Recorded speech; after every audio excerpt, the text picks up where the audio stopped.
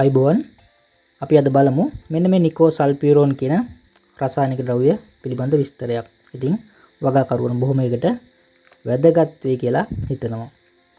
අපි කවුරුත් දන්නවා සාමාන්‍ය වගාවකට පලිබෝධ හානි ඇති වෙනවා. මේ අතර කෘමි පලිබෝධ, ඒ වගේම ශාක පලිබෝධ හා රෝගකාරක සත්තු පලිබෝධ වගේ. ඉතින් අපි මෙන්න මේ පලිබෝධකයක් මර්ධනය කිරීමට භාවිත කරන රසායනික ද්‍රව්‍යයකට අපි කියනවා පලිබෝධ නාශකයක් කියලා. ඉතින් වල් පැලෑටි අපි මේකෙන්දී ගන්නවා වගා කරන ප්‍රධාන භෝගය හැර ශේෂ්ඨයේ තියෙන අනිකුත් පැලෑටි වල් පැලෑටි කියලා හඳුන්වනවා. ඉතින් ඒ වගේම ඒවා ශාක පලිබෝධ කියලා හඳුන්වනවා. ඉතින් මේවා මර්ධනය කරන්න අපි යොදන රසායනික ද්‍රව්‍ය අපි වල් නාශකයක් කියලා හඳුන්වනවා. එහෙම නැත්නම් පලිබෝධ නාශකය කියලා හඳුන්වනවා. ඉතින් මෙතෙන්දී මේ නිකෝසල්ෆියුරෝන් කියන රසායනික ද්‍රව්‍ය භාවිත කරන්න ඕන කුමන වගාවකදීද? ඒ වගේම මේ පලිබෝධ කාණ්ඩය පලිබෝධ නාශකය කුමන ආකාරයෙන්ද ක්‍රියා කරන්න කියලා බලමු. ඒ වගේම යොදන්න තියෙන අනුපාත ටික අපි බලමු. ඊට පෙර අපිට බලන්න පුළුවන් සාමාන්‍ය මේ පලිබෝධ නාශකය කුමක්ද කියලා සඳහන් වෙන්න ඕන. මෙතන වල් නාශකයක්ද, කෘමි නාශකයක්ද, දිලීර නාශකයක්ද යන වගේ. ඉතින් මේක පලිබෝධ නාශක සියල්ලටම වගේ පොදු කරුණක්.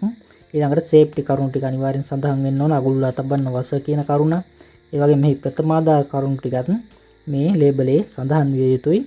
ඊළඟට මෙන්න මේ ශේෂ්ත්‍රයට, කියන්නේ මේ කේතය සහිත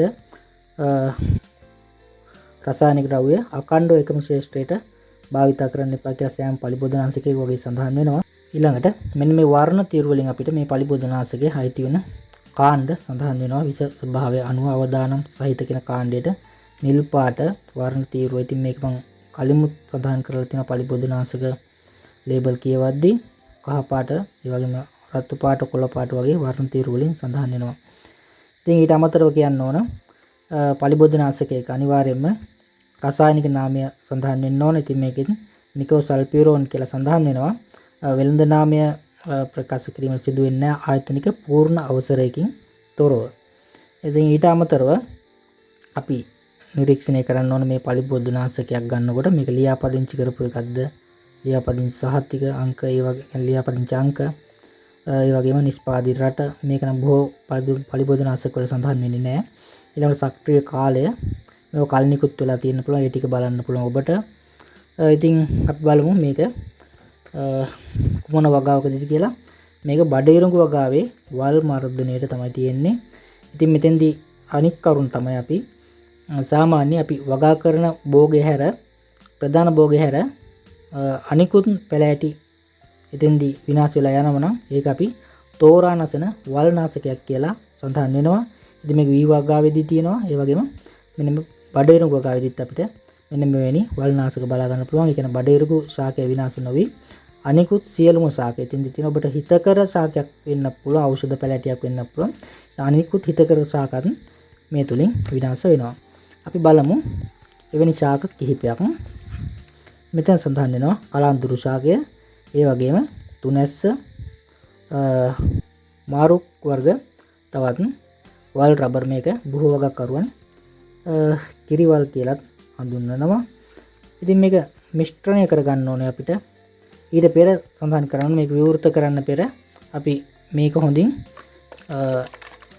හොඳ ආකාරව මේක හොඳින් සොලව ගන්න ඕන. මොකද නැත්නම් මේක ඇතුළේ මිශ්‍රණය වෙන්නේ අවලම්බන වෙලා තියෙන නිසා. ඒකත් මෙහි සඳහන් වෙනවා, ඔබට බලන්න පුළුවන්. ඉතින් මේක අපිට ජලය ලීටර් 16 ටැංකියකට මේ ද්‍රාවණයෙන් මිලිලිටර් 50ක් අපිට යොදන්න පුළුවන්. ඒ කියන්නේ මෙතන 200 නම් මේක ටැංකි 4ක ප්‍රමාණයක්. ඉතින් මේක අක්කරයකට වගේ ඔබට යොදන්න තියෙනවා නම් මිලිලිටර් 500ක් යොදන්න පුළුවන්. එහෙම නැත්නම් හෙක්ටයාරයකට වගේ යොදනවා නම් 1250ක් යනවා මේ ද්‍රාවණය. ඉතින් ගැටලු සහගත තැනක් තිබුණොත් කමෙන්ට් සෙක්ෂන් එකෙන් දැනුම් දෙන්න. රැඳිලා ඉන්න දිගටම Simple Agro Plus සමග හම්බෙමු තවත් දවසක අලුත් වීඩියෝ එකකින්. ස්තුතියි.